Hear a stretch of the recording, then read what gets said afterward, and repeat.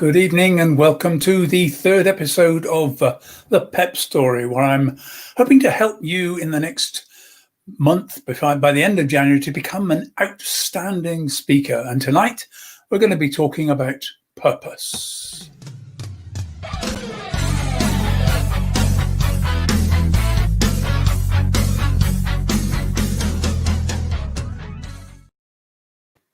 Hi, good evening and welcome to the show tonight, third episode. And tonight we're going to be talking about purpose. Now, it's the PEPP Story approach. And I've sort of evolved this formula, the PEPP Story, as I talked about last night. I'm just trying to take it apart now over this week to get you to understand these 5 basic elements that make any story a great story. And if you look at any of the great speeches that anyone has ever made, you'll find that these 5 elements are there. They're crucial. If you don't put them in, the speech will really struggle to make a big success. And those are purpose, experience, passion, performance, and story. Clear sense of purpose, talk from experience, engage your passion, perform, don't just deliver, and make sure you fill your speech full of stories. That's what we're trying to do. And what I want to do is to take each of those parts and break them apart a little bit more so it becomes clear about how you can make this work. And so tonight we're talking about purpose. There are 3 elements really when you start to look at purpose. Excuse me while I just get a drink here. The first thing we've got to think about is what's your purpose? Why are you doing this? Why are you getting up and speech?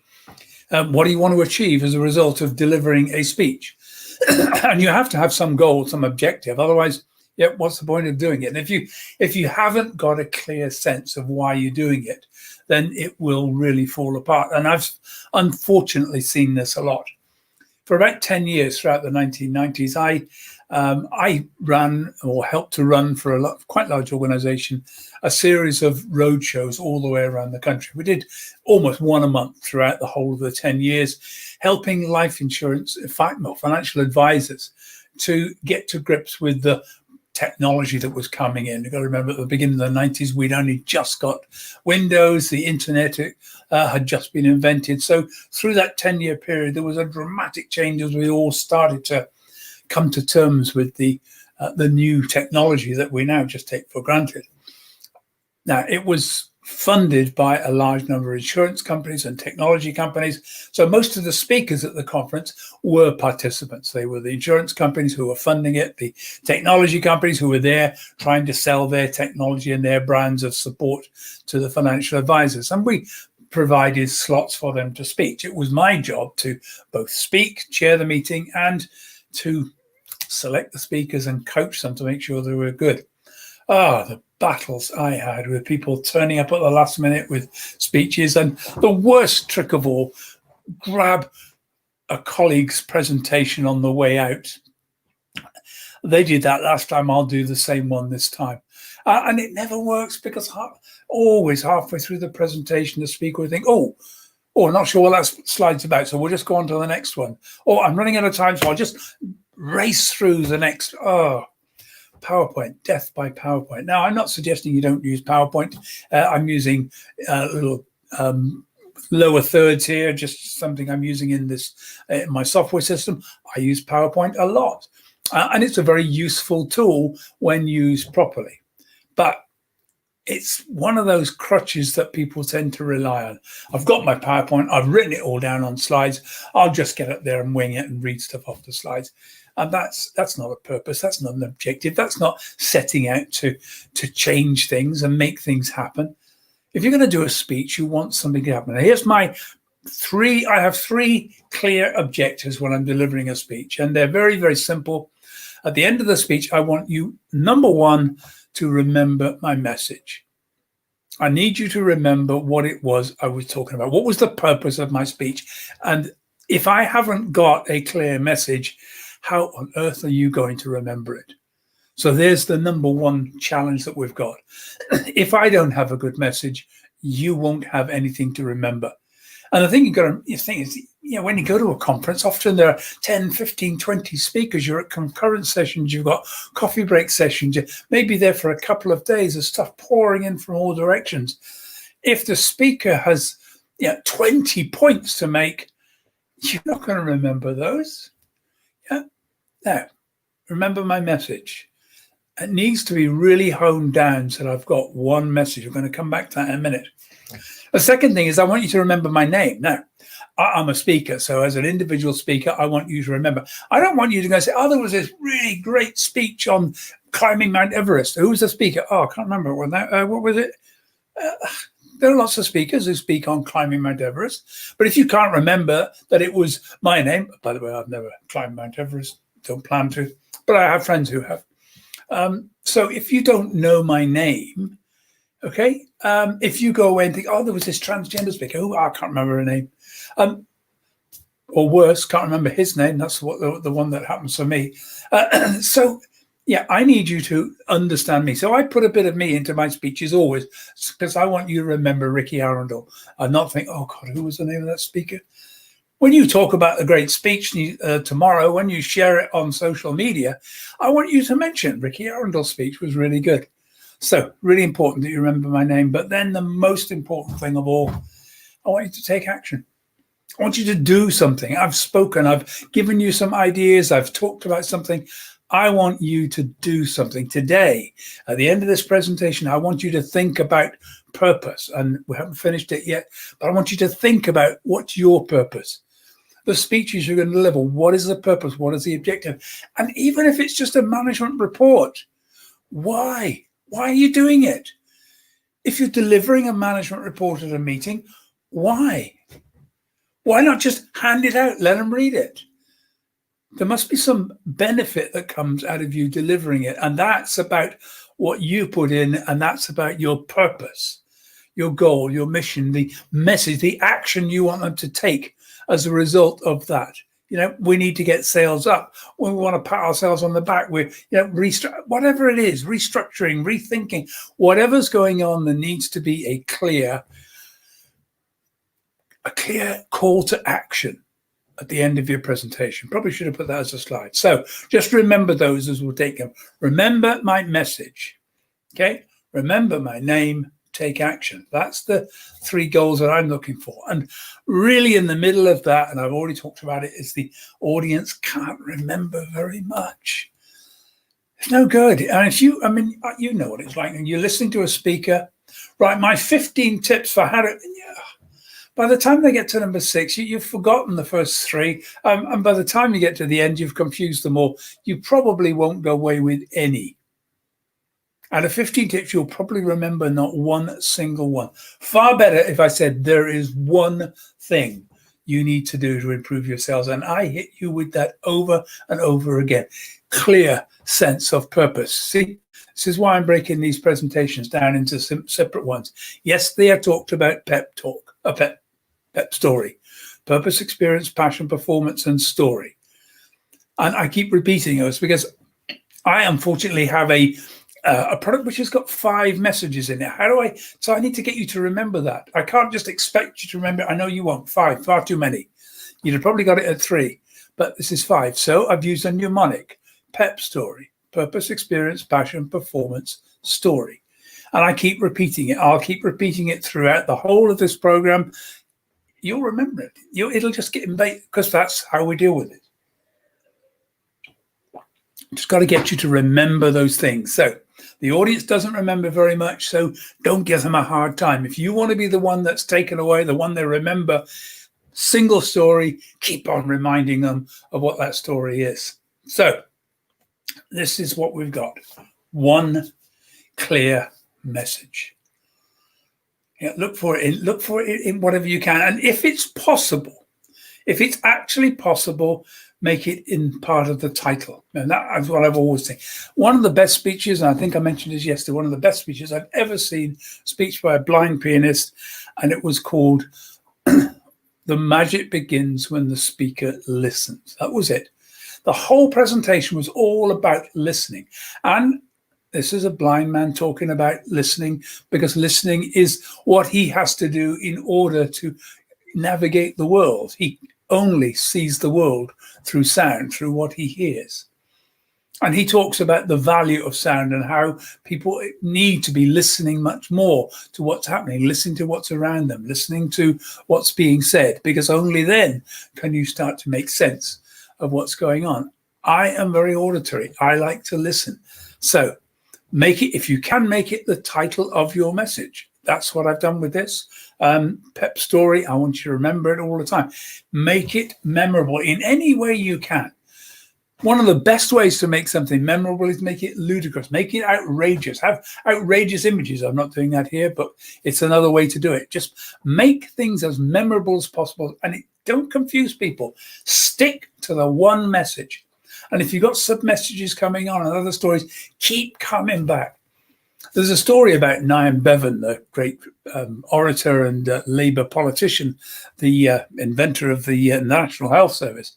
And he was delivering a speech at one particular time. He had this big stack of sheets of paper, or small slips of paper in his hand. And every so often he'd look at the paper, he'd tear off one of the slips and throw it away and keep going. And so somebody thought it was really interesting. I'd like to see how he keeps his notes. And so they gathered them all up after he'd left, and they looked at it and they saw written on every single piece of paper was the title of the speech: Purpose.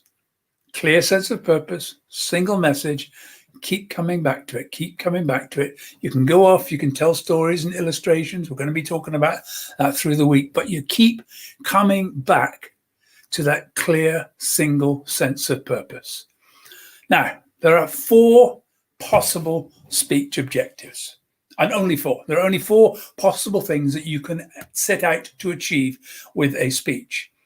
And the most important thing is you have to pick one of them as your primary goal. You can actually mix them up, but let's have a look at it. The first is a speech to inform. And that's the kind of speech we often do. We often do it at work. We often do it in all, at hobby fairs, all sorts of things. Professional speakers often, I do speeches to inform. I do speeches on transgender awareness, speeches on understanding the law, speeches on how-to speeches. These are speeches to inform. And my goal is to educate people. So at the end of the speech, people have a better understanding of something, a better understanding of the policy, better understanding of how they're supposed to act, diversity. Those are all the issues I'm dealing with. And very often a speech to inform, and sometimes it's a 3-4 hour presentation or a workshop. So that's number one. Number 2 is a speech to persuade. Now, that will be like the sales presentation you might make, or if I want to persuade you to vote for me at the next election, if I want to persuade you to invest in my project, invest in my business, donate to my charity. Those are the kind of speeches where your objective is to persuade people to take action. And that's the key part of a persuasive speech. There's always a very strong action at the end of the speech. You've got to take action. I need you to do this. Go to my website, go to my this, go to my that. And that's your goal. Then there's the speech to motivate or inspire. That's the kind of speech you might do, end of year speech to the staff, the speech to the team before you go out to try and win the cup or win the next game. It's the kind of speech you might see in drama. Shakespeare wrote some fabulous inspirational speeches. Henry V's speech of Crispin Day speech to inspire his soldiers to go and fight against an army that was significantly more powerful and fresher than they were. Great, fabulous, inspirational speech. And they're the kind of speeches we sometimes have to do, where our goal is to get people on side, make people feel good about themselves. And it's not about new information. It's not about persuasion. It's actually about making people feel good about themselves so they can go forward. And finally, there's the speech to entertain, the after dinner speech, the humorous speech, the dramatic speech, the scene. And I've heard lots of these: sailing around the world, climbing Mount Everest, just funny stories of what happened at the World Cup, and stories. Lots of sports personalities make a whole career, and politicians make a whole career telling stories about their life in that particular high profile position. And those are entertainment speeches. Now, can an informative speech be entertaining? Yes, of course it can. Absolutely, no question at all about that. You can make an informative speech entertaining. A persuasive speech can be entertaining. A motivational speech can be entertaining, but you have to be clear of what the primary objective is. When I first started work, there was what there were a lot of videos that came out. John Cleese ran them from Video Arts, and they were incredibly funny training videos. The problem was that in almost every case, the funny bit was doing it wrong. Who sold you this then? And how not to exhibit yourself? And I remembered from there's all these very humorous sketches of John Cleese and friends doing everything wrong. And then somebody would come in and do it all right. And the problem was I never remembered the right bit. I could only remember the wrong bit. Now, fortunately for me, I could actually twist it and think, okay, fine, remember, let's not do that. But very often it was difficult to remember specifically what to do right because it was very funny showing the wrong bits. What was going wrong with those video arts programs was that too much of the focus was on the entertainment instead of on the information, which is what it should have been. It should have been an informative speech showing us how to do it right, and then a little bit of an aside to say, this is what happens when you do it wrong. But so let's get back, but keep reinforcing the good. I didn't get that short video. So bear in mind that you can be persuasive, motivational, informative, and entertaining all in the same speech. But one of those must be your primary goal.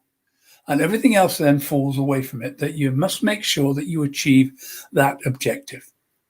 So getting a very clear, solid, single message, embed it into the title, make sure that you're identified on whether you're informing, persuading, motivating, or entertaining, and get that as your primary objective. And you're starting to get a speech which has a real sense of direction, and that will take the audience with you. And add into that the one thing, what about your life purpose? What about yours? Now, if you run your own business, if you're running a charity, look at Eddie Izzard at the moment. I am so inspired by him. Let me get this right. Eddie has changed gender and is now identifying as she. And she is out there doing a marathon a day throughout the whole of January, inspiring people to donate money into the cause. I've forgotten what the cause is now, but I'll have to come back to it. I'll remember that by tomorrow. I'll have a little look. I checked it out a couple of days ago. I didn't get a chance today. But every day online, you'll find Eddie is running for a cause. Now, I'm doing shows and all very really, really well organized and put together. All part of the purpose. Eddie's been doing this running for causes, the 27 marathons in 27 days to celebrate the Nelson Mandela fabulous causes. So think about this. What is your purpose in life? How does your speech blend into your purpose? What is your why? And is this speech really supporting your purpose, your why, where you're going? And we'll come back to this a little bit later in the program. So I'll be back tomorrow for day 3. Forgot to edit that. Day 4, actually, it's going to be the 4th day of the program. Remember, if you need speaker coaching, then I'm available here. I'm doing speaking coaching on a regular basis now. All you have to do is to drop me an email, ricky@rickyarundel.com. Free 30-minute session. We can talk about how I can help and how it can all put together. And, pretty reasonable price as well. So we'll get back to that. Do drop me a line if you're interested in some coaching, and I can give you more details. Putting a website together this week as well, which will have more information on that. Anyway, that's it for the program. So join me tomorrow. I'm going to be back talking tomorrow about expertise, the second purpose: experience, passion, performance, and story.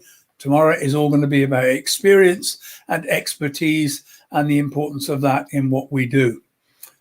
So I look forward to seeing you tomorrow. Hope you've enjoyed today, and take care.